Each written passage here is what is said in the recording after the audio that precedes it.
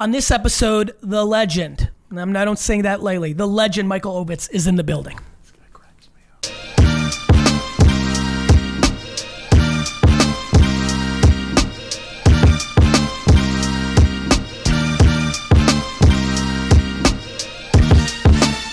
Hey everybody, this is Garyvee, Nerdchuck, and this is episode 293 of the Ask Garyvee show, and this is going to be one that I will watch probably for the rest of my life every 2, 4, 5, 7 years because I'm going to think of it very fondly.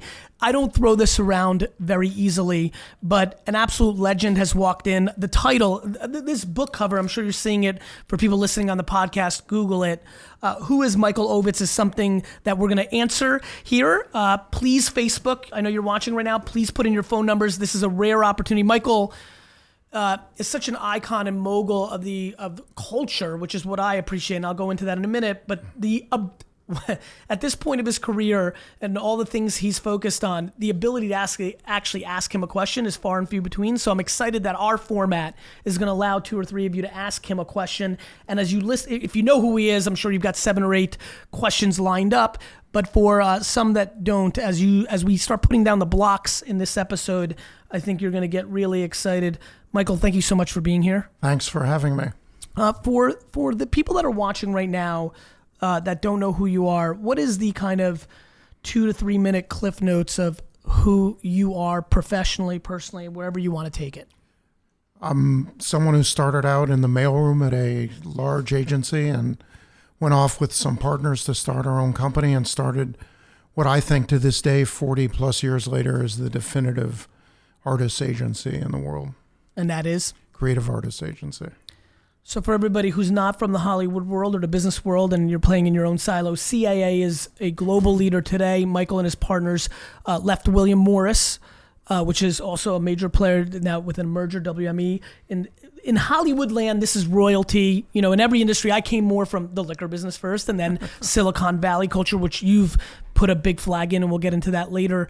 But if you're aware of the LA business scene, there are no bigger businesses that have been built, and in the talent representation agency world, CAA is at the top. And Michael is really, I have so many friends who are agents in LA and New York and other parts of the world. And when I first, because of my wine show on YouTube, started having interest in that world, the amount of times I heard, in the wine world, not as much, though Michael has a nice collection of wine. But as soon as I even sniffed into anything that looked like representation of talent in the world, the name Michael Ovitz got thrown around so many times. I was super intrigued. And so many people that I admire, my contemporaries, really unbelievably look up to you. You really, and I don't know how you'll answer to this, but like, you absolutely changed the paradigm of what a talent agent is and was, and to this day looked upon. I mean, I'm not sure if it's really been replicated. Is that something that you think is great? Is that something that you think is fabricated by the market? Is that obviously somebody who's an agent always wants to find that balance between the talent being at the forefront, but you became very well known and a mogul and did incredible things. How do you reconcile being in a place in your life right now where you can write a book called Who is Michael Ovitz and have it on the cover and just have so many people know who you are and the impact you've had to such a big part? I mean, I think Hollywood, Michael, real quick, and I'll stop talking soon. I think Hollywood is the great machine of America. I think America's brand in the world is actually driven by the machine that Hollywood was. In a lot of ways, Silicon Valley and social media is now playing a little bit of that role, but it's kind of unbelievable that you were top dog of the machine that probably allows America to be top dog in the world. Do you ever take a step back and say, holy crap? There's no time to take a step back and think about that. When I decided to write the book, it was more about trying to have some record of all the stories and all the different things that we did. But to get right to the heart of your question about what we did, when we started in the agency business, agents basically would field offers for clients. They would pick up the phone. They'd pick up the phone, and someone would call and say, is Gary available for such and such a day to do such and such a project? And it was pretty much a business that moved to a pretty slow clock. And we made a decision while we were at William Morris and watched this company, which was terrific, a great company, but suffering from a disease that all companies do, which is lack of transition to younger people with younger and fresher ideas. And the more senior people were running the company, and it was basically stalling out. And we came up with this idea that it was really important for the talent to be in the driver's seat. How do you do that? How do you get the talent from being in second position to being in first position? And it was the financiers, the buyers, the studios, the networks, the publishing houses, the record companies, all of whom were in the driver's seat. And we decided what we could do is we would start to encourage our clients to meet with each other, meet with other creative people, and pretty much keep all of their ideas to themselves and their group until we could take them out completely as a package. And by doing that over a period of years and within a very short period of time. What period of time, just for all So of we us? started in December of 74, officially January of 75. Okay. And it took us probably, I'd say. Is it true? I've done enough homework, and there's been other books and Google articles and documentaries.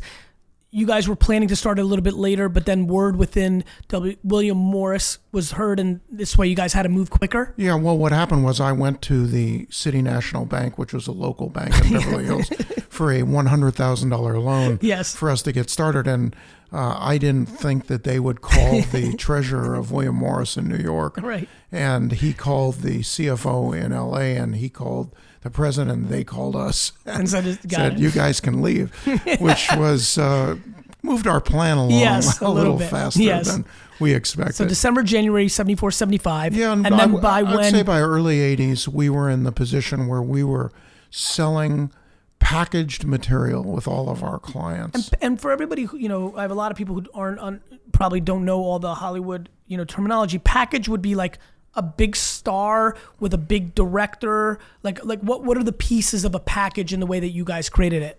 To us, a package was anything that was built around what we called a motor. You needed one client who was a motor. And let's just take an example. Please, use an example. Take an example. You have great stories, so give me a real package. Well, a real package would have been... You're excited now. A real package would have been, let's just take a simple one, Ghostbusters. Okay. So Dan Aykroyd is not just a brilliant performer, he's a writer. And he came up with this idea about 3 Saturday Night Live type guys running around New York City chasing ghosts. Okay. And the one line, just what you just did, you have to laugh. Yeah. The one line gave the project to simultaneously to Bill Murray and to Ivan Reitman. Ivan, who was great producer, director. Ivan had done Stripes with Bill Murray and Meatballs. He produced Animal House, which was one of the great comedies of all time. And Bill, nobody funnier than Bill Murray. I mean, that sense of humor is beyond all time. I mean, beyond extraordinary.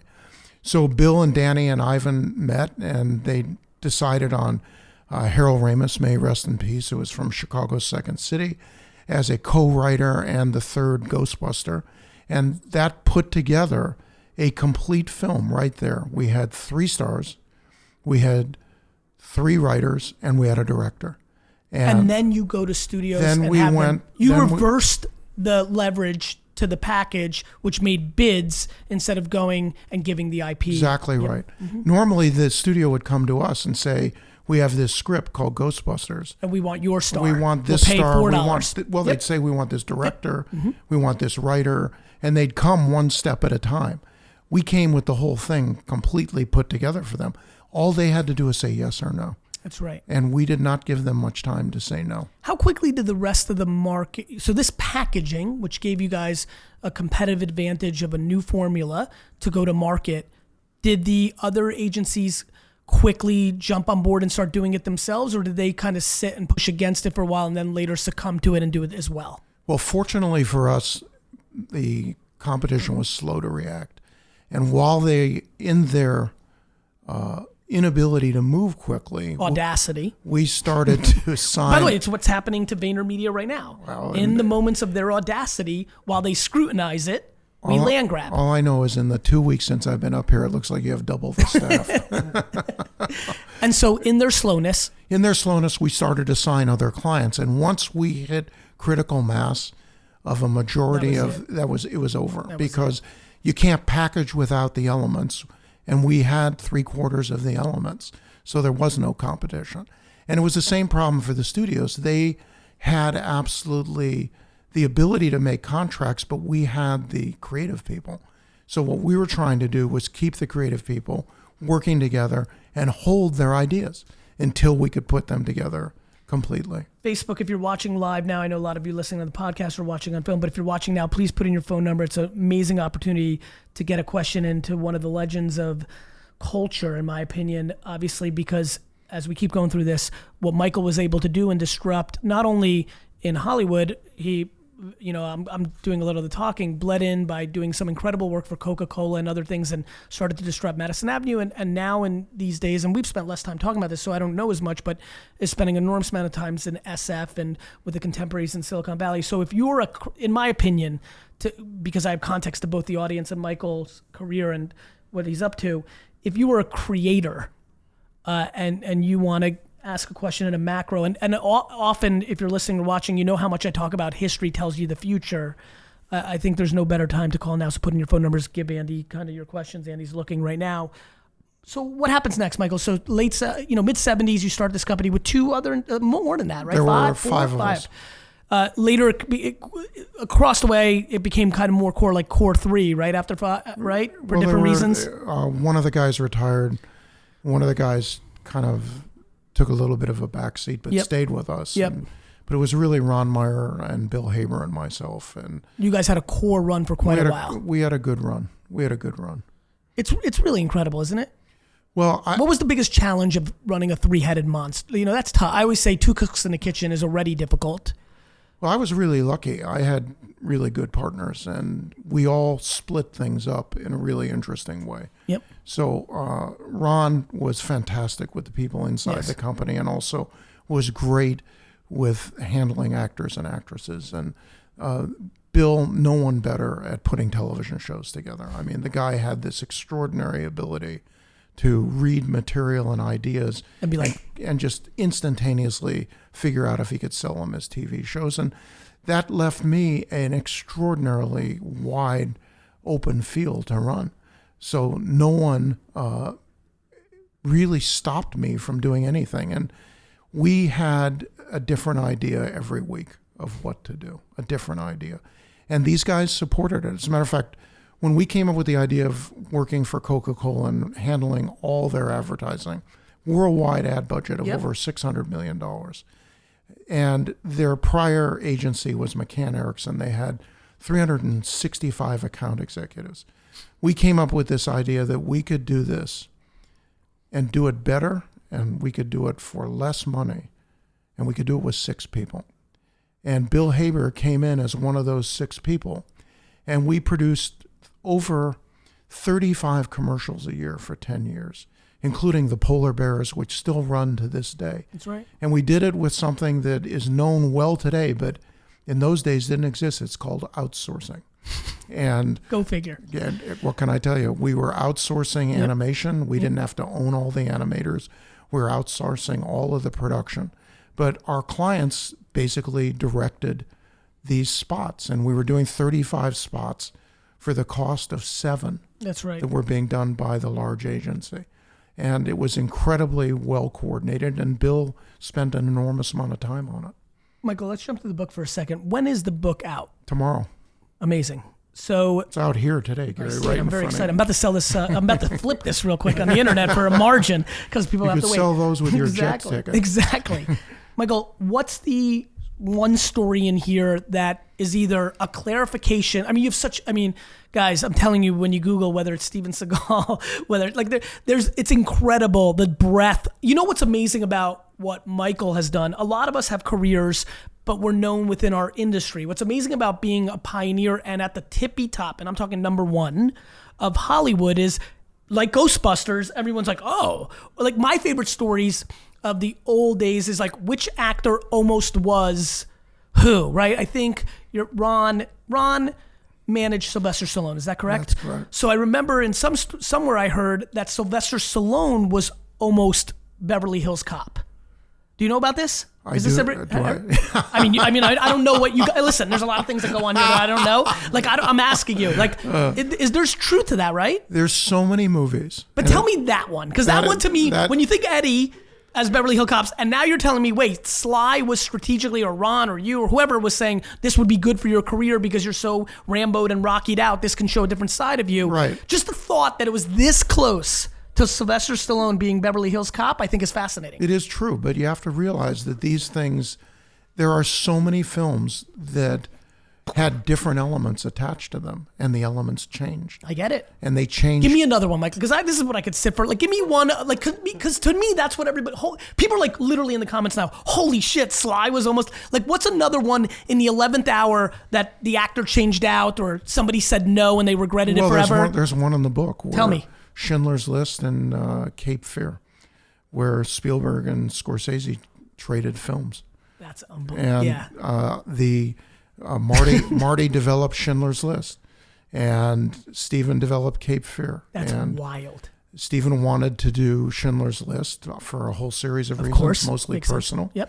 Yep. Marty, who is two of the greatest filmmakers in the history of the universe, both doing projects that they basically decided would be better if they switched projects. That's nuts. Yeah, like just looking at all your faces, and I'm sure it's good. To me, so what story in here, because there's so many stories, what did you either clarify or what's a story in here that nobody's heard before? Oh, I couldn't even answer that, Gary. There are so many stories in this book that happen. The book basically was designed originally as 10 Deals was the name of the book, and that was 10 years ago. And you felt that you could talk one more time, and that was 10 years ago. 10 years ago, yeah. So you thought through a series of telling stories about 10 specific deals that you could help all the entrepreneurs and executives of like, take the nuances from these 10 separate deals, here's a complete package and a blueprint for you to navigate. And what happened while I was doing it is that the publisher kept asking for more information. And as I was working up in the Valley, the brilliant young people that I work with, the men and women, they were asking questions about, why did this work? Why did this not work? They were as interested in the mistakes as they were in the 100%. Successes. So I started to write more and more and more. And the stories went beyond the deals. They went into actual stories of the creative process. You know, it's really fascinating, and you of all people will appreciate this. How do you define creativity? I will never forget, and it's in the book, sitting in Japan. I had flown in, I'd been on a 13-hour flight, went to the hotel, took a shower, got ready, went to dinner, which is the middle of the night in LA. Went to dinner in Japan with the head of Matsushita Electric and 5 of his associates. I was with 4 of my associates from CAA, and in the course of me literally having the most extraordinary time staying awake, I get asked this question by this senior Matsushita official: what is creativity? Now that question is almost impossible to answer. But in a strange way, I tried to answer it or show some peaks of it in the book. How does a film like Rain Man or Tootsie or Ghostbusters or Jurassic Park or Goodfellas, how do these movies get put together from a one-line idea? That's right. So it's one line that's verbal, and you look down the road and 3 years later, you're watching it in a movie theater. I will never, till the day I disappear off the planet, ever lose sight of what an extraordinary privilege it has been to be involved in that process, learn the process, be involved with people that understand the process, and it can actually transform an idea into something you can read, see, or hear. In hindsight, Michael, that's amazing. In hindsight, I really wanted to ask this question, and you're gonna play it off and be humble, but I really want you to answer it. So please do this for me. What now that you can look back on it, you know, and I think about people I hate, like Michael Jordan and Tom Brady, but this is more business. Like there's, you know, this is the life of a 42-year-old New York fan. We just happen to luckily be in the prime eras of like these players that are our competitors. In hindsight, what did it feel like to truly be at the top of the game of a game of that size? In those, however I'm sure everybody could define it differently. Some may say it was an 11-year run, a 3-year run, a 4-day run. I'm not going to allow you to dodge it and say, Gary, I never looked at it that way. It's inconceivable that you didn't understand at some point, holy cow, or I'm so glad I did it. This is what I set out to do. That you had an era where you were disproportionately the most powerful guy in Hollywood. Do you feel like now that you look back on it, did you not realize it? Did it feel like it? Was it an overpressure? Like, what does it feel like to be in the eye of the storm, in the white heat moment for a prolonged period of time of a game that's so visual? So first of all, you do feel it and you understand it. The question is, do you believe it? And I never believed it. You understood it. I understood it. And I'll tell you why I understood it, because it's really a good question. I understood it because we had the ability to get things done that no one else could do. Right. So when you have that kind of Midas touch and you're on what I call a positive roll, which is that everything that you're touching is working. Yes. The amount of films and TV shows that we put together. Yes. We had a 15-year run that was unheard of.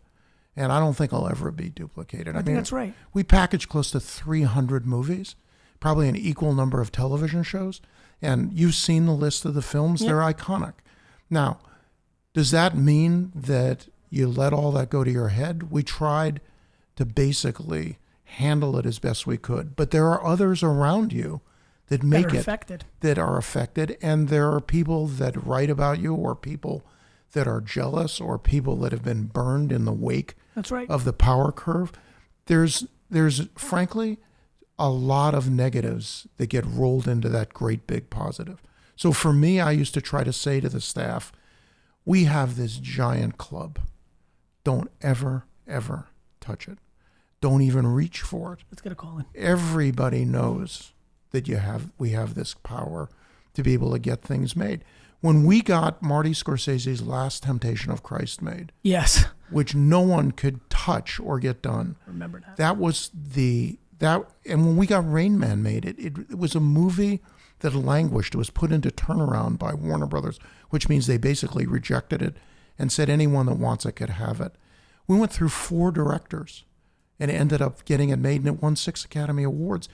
These kinds of things prove that you have the ability. The issue is there are people in the wake of it. Sure, the collateral. It's collateral damage. 100%. And the subscribers. I must say, the collateral damage was bigger than I ever estimated. And the collateral is multifaceted because it's not just professional, it's personal. No, it's everything. Yeah, it's that's the thing I think people don't one. realize, right? It's not only your employees or your competitors, it is your spouses and children, and there's so much collateral with that kind of white heat. It's a sea of collateral damage, and there's not much you can do about it. I don't know anyone that's experienced the kind of run that we did that didn't have the collateral damage. And one of the reasons I wrote the book is that I came to the realization that it wasn't so good that we had all this collateral damage. And I often ask myself, could we have done it differently? And what do you come up with in your own head nowadays? This is going to be not a popular answer, but could have done it a little differently, but not a lot. Yeah, because I think, I apologize for jumping in. I'm going to understand that because as a creative businessman, look, the reality is I am who I am. Like I'm aware that I'm going to be in the similar realization I already am about things that have already happened. What you don't realize is that it's like throwing a stone into a still water and you have a series of concentric circles. You don't realize that you're the stone. Yeah. So it's not the first concentric circle that's an issue, or the second or the third. Yeah. It's the one way out there that you don't know exists. See it. And there are people that work for you, and they're all out here. Yeah. They're speaking for you. 100%. They don't all say the right thing. I default the other way. I mean it. I think the way I tried to thoughtfully think about it over time is I default into when they are saying the right thing. You just can't control certain things. So we tried hard to control it. Yes. And that's why we were viewed as controlling, and we were viewed as having Stepford agents. Hello. Nikki, it's Gary Vaynerchuk. You're on the Ask Garyvee show with Michael Ovitz. Wow. Hello. Hi. Hello. It's an honor. What's your question? Michael and Gary. Thank you. So I guess I should just ask my question. Yeah, that's a good idea. I'm assuming. Basically, I just wanted to ask, with being with Creative Artist Agency, what's something that when you work with a lot of other people, kind of high profile, that you don't want them to do? That you're like, oh, this is a mistake they made. They could have had been my client, but yeah. You mean something that you don't want them to do? Like, what's a mistake that when you have artists who want to be your client, something that they do that prevents you from saying yes to them? Oh, you mean the other way, where when you're at the top, like a CAA, what would a emerging actor, actress, director, athlete say that could actually turn off CAA from saying, you know what, you're not the right client for us? Is that the question? Correct. Interesting. That's I've never. The answer is always yes. Yeah. We want as many clients as possible. Normally the answer is yes. So I've never thought about it that way. You know what's funny? It's funny that both of you and I reacted that way. A lot of people talk about be thoughtful about what, my team, very senior people, lots of great people. We have to be thoughtful about who we bring in. They need to be the right kind of client. I'm like, yes. It's funny that we both reacted that way. So have you ever had a meeting where you were court? Let's go this way, because I'd love to hear it. A play on that question. Did you ever court somebody because you're like, oh my God, that would be a crown jewel, or that'd be a big get for the firm? And I know you went whale hunting.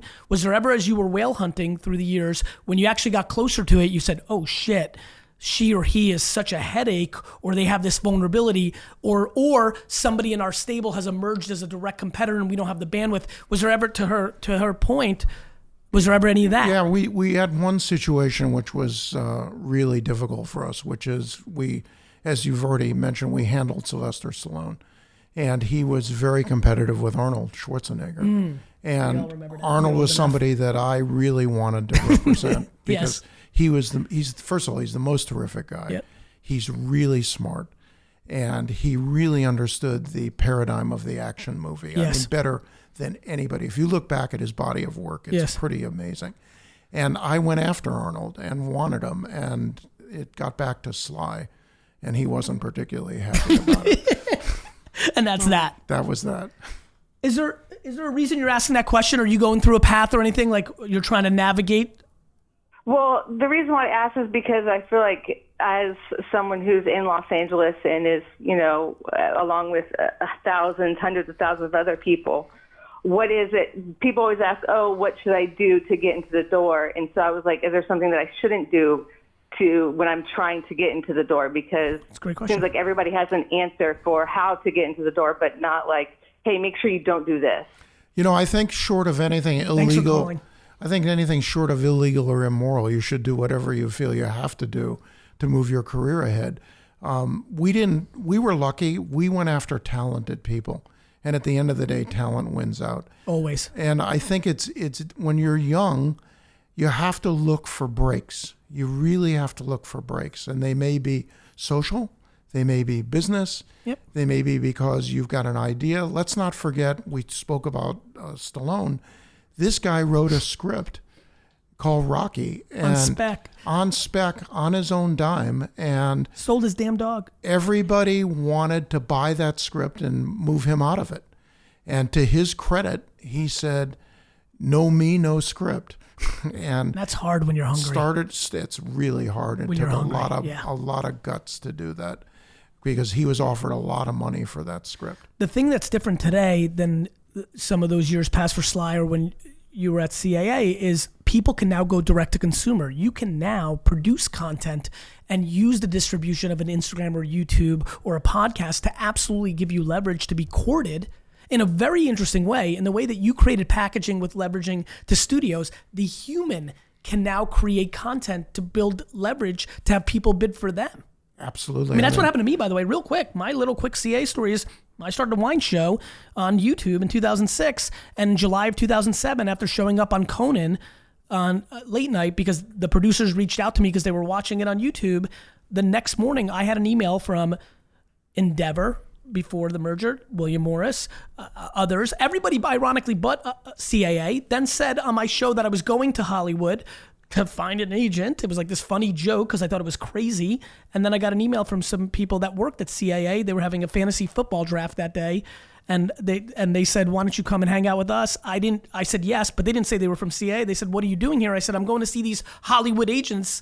They said, are you going to see CAA? I said, no. And they made it happen. And that's who I ended up signing with. That was all based on me producing a wine show in a store in Springfield, New Jersey. There was no moving to LA and waiting on tables and going to auditions. We have an incredible world we live in now where you can create the leverage for you on the back of the internet. Different time, completely different. In our day, there were roughly 25 companies that controlled the complete gate. Yep. In other words, the barrier to entry was severe. You had 7 studios, you had 4 networks, you had 5 publishing houses, you had 5 record companies, and probably 10 companies in Europe that controlled everything that you would read, see, and hear. Our company had relationships with all these companies. The end. If you were a client, you got in the door. If you weren't a client, you were out. You had trouble getting in the door. Today, this person that called in, if they could make something 3 minutes long using their iPhone or a small Sony camera, they could put it up, and if it went viral, good God, who knows? Kiki, Do You Love Me? The dance, Shiggy's in Drake's video 4 months later. One video on Instagram. It goes. I mean, it's just incredible time. And it's the only song my 3-year-old grandson wants to hear. I get it. Who's this?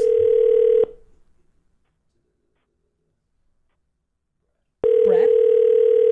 Let's see what Brad has to say, Michael. Then we'll go back a little bit into the book.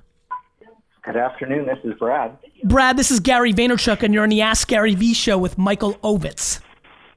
Oh my gosh, I'm having an out-of-body experience. Well, that is a very good thing, my friend. Thank you so much for taking my call. No worries. What is your question, my friend? Well, I know that, Mr. Ovitz, you had a tough slog with Disney that ended poorly. Just wanted to get your comments on what lessons you took from that session. Don't go to Disney. Now, that doesn't include the theme parks. I happen to like them. No, it was, as I said in the book, it's the biggest career mistake I ever made. I completely misjudged it. And it's a really good example of how and why not to be your own counsel. And it's funny you brought that up once when we first met about not being your own counsel and the value of why we're sitting together. For everybody at home, just give them the 1 to 2 minute cliff notes. Obviously, the 3 of us know what we're talking about, but I think it would be fascinating for everybody at home. What is the Disney chapter? The Disney chapter is about, starts with my set of meetings with Michael Eisner. Yes. It goes through the time when he had a heart attack, and I stayed in the hospital with him for 5 to 6 days. And he asked me to come on board to originally be the co-CEO, and then that went back down to being the president and COO, and then it went to be the president. And then when I showed up at his house for our first meeting prior to starting, all the people who were supposed to report to me, he decided weren't going to report to me. So it was kind of over before it started. Yeah. And did you know that at that point? I knew it the minute. At that point you knew. I knew it when I was sitting in his living room at his house when he had the CFO and the chief legal officer there, and they said they weren't going to report to me, and he didn't do anything about it. You said, okay. If he was the CEO that really wanted this to work. Yeah, I get it. And he wanted a partner. I mean, what we were trying to do was set up a partnership the way Bob Daly and Terry Semmel had at Warner's, or Don Keogh and Roberto Goizeta at Coca-Cola. I understand. Or Tom Murphy and Dan Burke at ABC Cap Cities. These were powerful partnerships. These were big companies. Disney was about to buy ABC. It was going to be a behemoth company more than one person could run. So the concept was to create a dynamic partnership. Understood. Thanks for the call, brother. Hey, thanks. Gary, I want to ask a quick question. What do you know about Okanagan wines? I know that the Pinot Noir from that region super intrigued me. Like right before I made the transition to Silicon Valley from the wine world, I thought that that British Columbia and Vancouver and the Okanagan region specifically were making wines that I thought were world class, but nobody knew how to market them. In the same way that I look at Baja California, Mexico, I think the two best wines in the world that nobody knows anything about are Okanagan Pinot Noirs and Baja California Cabernets from Mexico, because if you roll up on anybody and talk about wine, Mexico and Vancouver are not coming out of their mouth. So what I know about them is they're obnoxiously high quality with absolutely no brand awareness. Fantastic. Thank you very much. You got it. And I thought Okanagan is in Japan. Well, I know you're a big, you love Japan, huh? I love Japan. Like do you go there often at this point? I haven't recently, but I used to go once a month. Once a month? Once a month, yeah. Oh man, that's hardcore. We're going to leave it off here. I want to use the final time for Michael. I have so many entrepreneurs, young entrepreneurs, well, all ages, but I know the base of who's listening to this show, a lot of 15 to 35 with plenty older, but like what's at this point, as somebody who's spent the last decade plus in Silicon Valley culture and all those leaders, obviously LA, just a man of the world with Japan and New York, you've played it at the highest levels for the last 3, 4, 5 decades. Like what do you think is the universal things that people should be thinking about, regardless of the internet, not internet, regardless of the time, no networks, unlimited networks with the internet?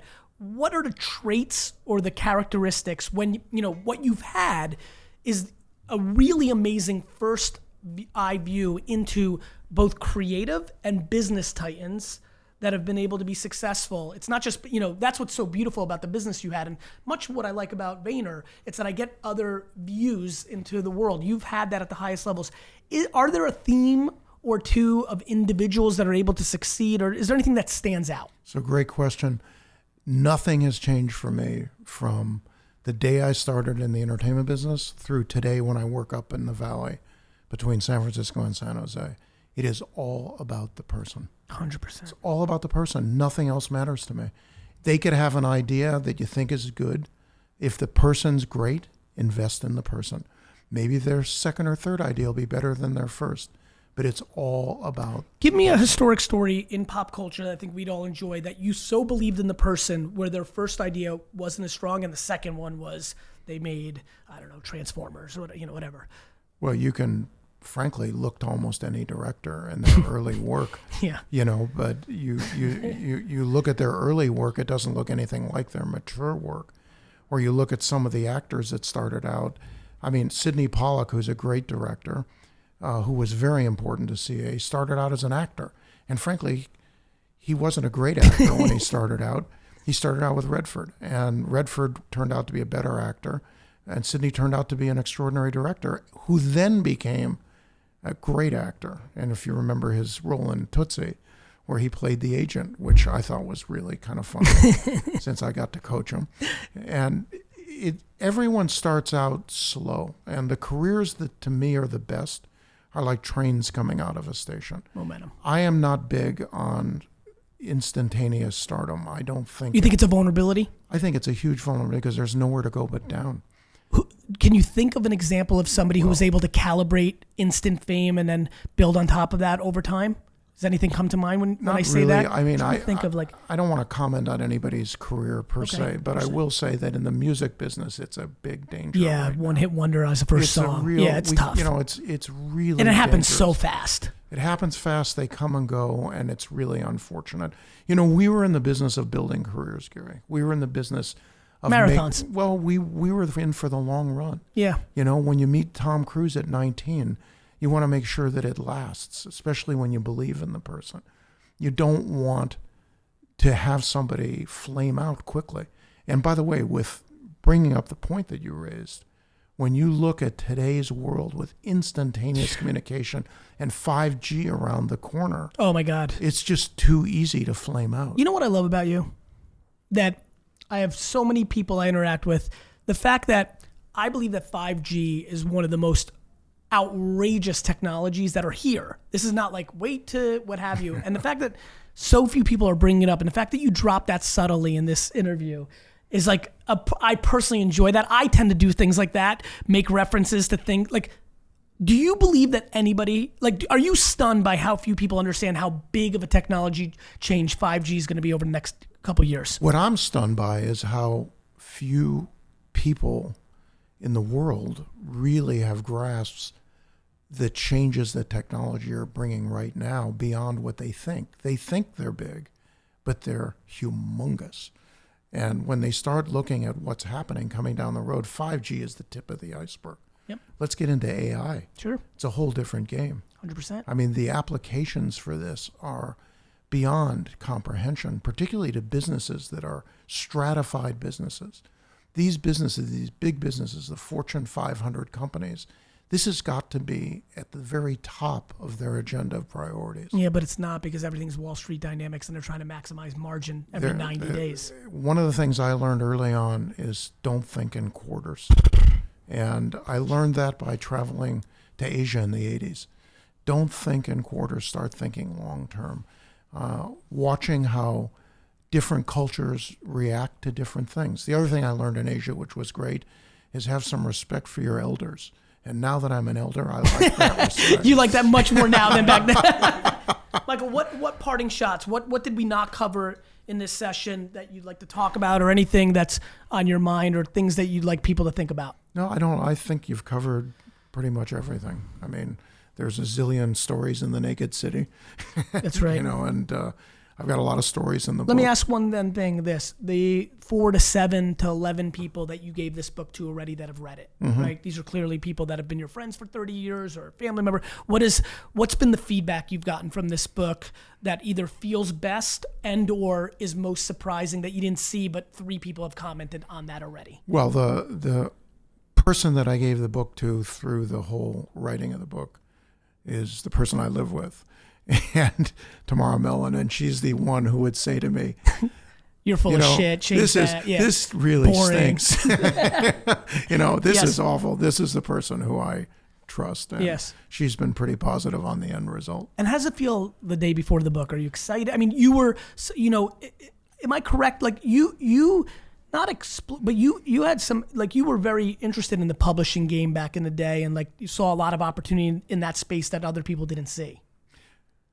We represented usually half the New York Times bestseller list on a weekly basis. So as somebody who sat on the other side, this has been the most bizarre experience, starting with when I started talking to you. Yep. I told you that when we talked. Yep. This is insane. I planned the publicity trips. I planned all of the different shows that people would do. I would supervise anything that the big authors would do. Yep. And I would sometimes sit in when they did some of the interviews. Yep. I find this to be absolutely hysterical that I'm on this side of the table. I can't believe it. If you're watching, I highly recommend you pick this up on Amazon or your local bookstore. I have a very funny, listen, a lot of you know my spiel. I'm unbelievably passionate about history telling you the future. And when you get to see players play it at the highest level and articulate, especially in storytelling form, I know that this audience, especially how it reacts to me, picks up on those nuances. I think this will be extremely beneficial to a lot of you. Whether you know Michael deeply or don't know him at all, I have a funny feeling a lot of you will appreciate it. So pick it up, support this man, and Michael, I appreciate you being on. Thank you so much, Gary. Now, the question of the day. Question of the day. Yes, this is our thing for every guest. You get to ask the question. What is your question to the Vayner Nation? My question is pretty simple. We are in the middle right now of audience viewership change. Yes. And we're dead center in the middle of it. We come from a world, at least I do, where we watch things day and date. And now we're in a world where everything is streamed on demand. 100%. And I want to know what the audience thinks of this new change and what it's done also to the uniqueness of the film business with television, and the on-demand world has kind of taken the spark out of the film business. Yeah, I think that's right. Michael, thank you so much, my friend. Good health. You keep asking questions, we'll keep answering them.